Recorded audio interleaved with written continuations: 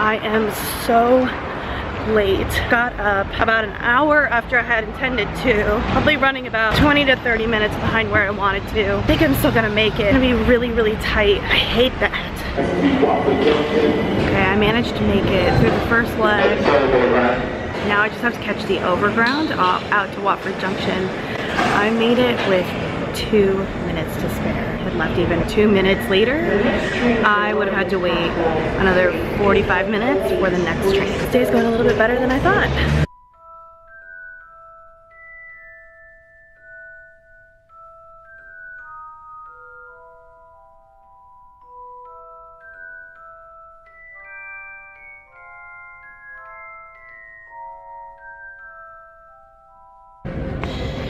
Okay, so I was really worried about making it on time this morning, but it's 9:50. My tour is at 10 o'clock.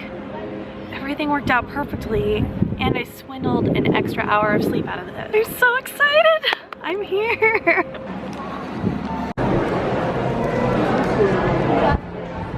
Just a moment, you're going to give it a gentle push for me, okay? Welcome to Hogwarts.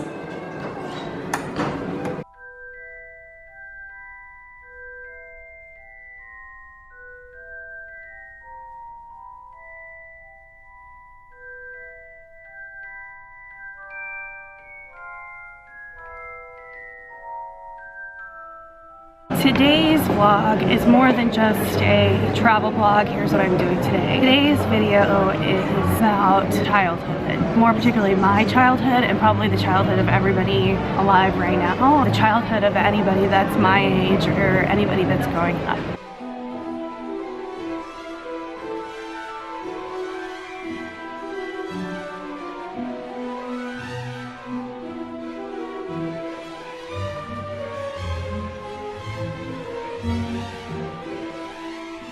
When I was 9 years old, my dad brought home the first Harry Potter book. I don't think it was for anything in particular. I think he had just heard something on TV or read an article about how amazing this book was. He brought it home and said, "Katie, you have to read it," as most kids do when their parents tell them that they should read something or watch something. I said, "Yeah, sure."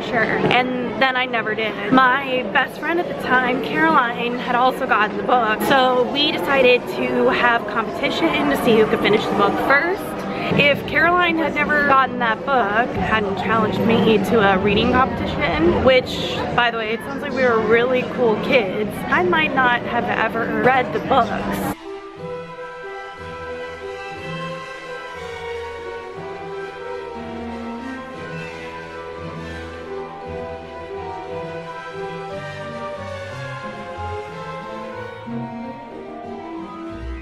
After I read the first book when I was 9 years old, I was completely hooked, as was pretty much everybody. I had always been an avid reader, but it just took it to this whole other level. A couple years later, when I was 11 years old, the first movie was coming out. And I remember the internet was still really terrible at the time, but I remember they had this website with a countdown to when the trailer was going to be released. I drove my dad crazy, and I'm sure it cost a ton of money, but I was just waiting and watching this countdown. It took nearly all day for the trailer to load because the internet was so terrible at the time, and it took everything in my power to not watch it bit by bit as it loaded. It was really, really hard to wait hours and hours and hours for the entire 2-minute trailer to load. I remember just sitting at the computer staring at that little loading bar, just waiting so anxiously to see anything about this movie that represented so much of my childhood up until that point. I proceeded to drive my parents crazy over the next, I think, 6 months until the movie came out, just waiting for any drop of information that I could get because I was so excited about this movie.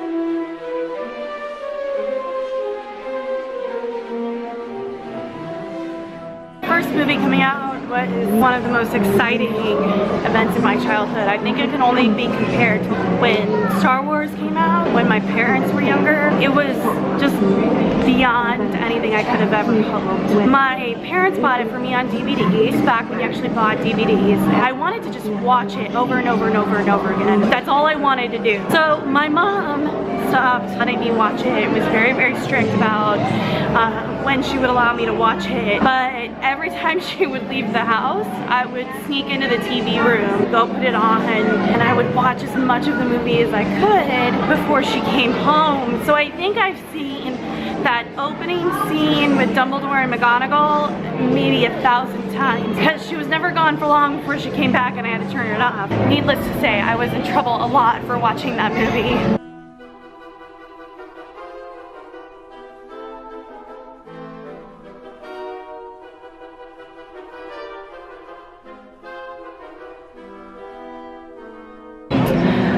This year is actually 15 years since that movie came out, so it's kind of strange to think back to that time and sneaking around my parents' house trying to watch the movie. And it feels like yesterday, but it was actually 15 years ago, and now I'm here at the studio tour.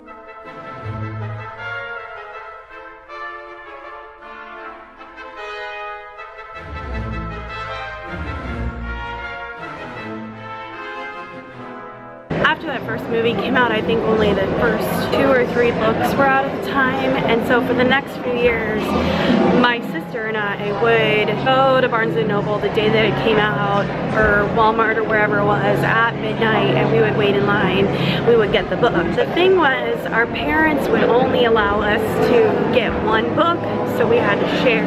Every year there was this fight over who would get to read it first. I always lost because I'm a slow reader, and it would take me a few days to get through, and my sister would finish in like 6 hours. I just remember always going to the store every year when the books would come out. We would wait so excitedly in line. No one else is ever going to have that experience, anybody that comes after us, because the books are already out. They don't have to wait, but we had to wait a year or more every time we wanted more of the story, which made it that much more special, and it made it something that we could get excited about, and we could fantasize about and imagine and spend a year or 2 wondering what was going to come next. It would always come out in the summer, and then we would spend the entire summer just rereading and fighting over who would get to reread the books all the time, to the point that I think the 4th book we wore out so much that the hardcover came off and it was just the inside of the book.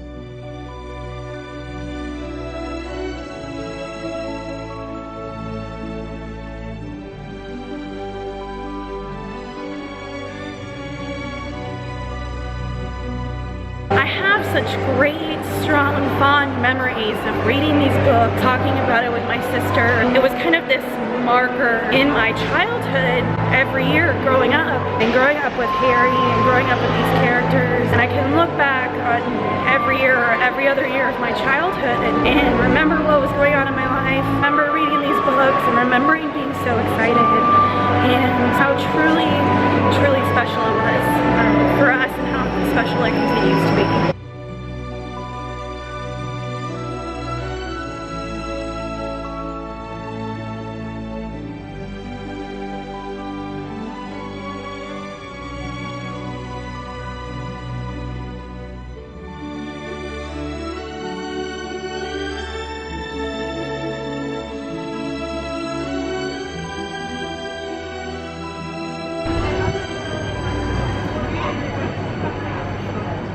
It's good.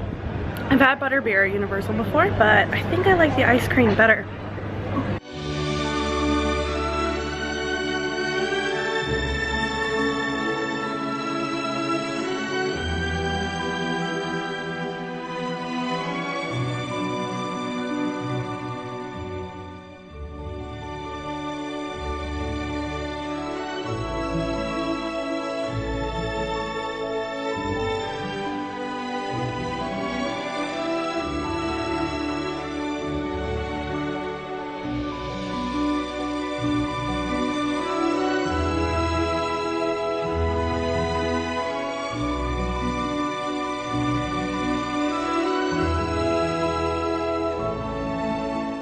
now the lighting is total in here, and there are children running around everywhere.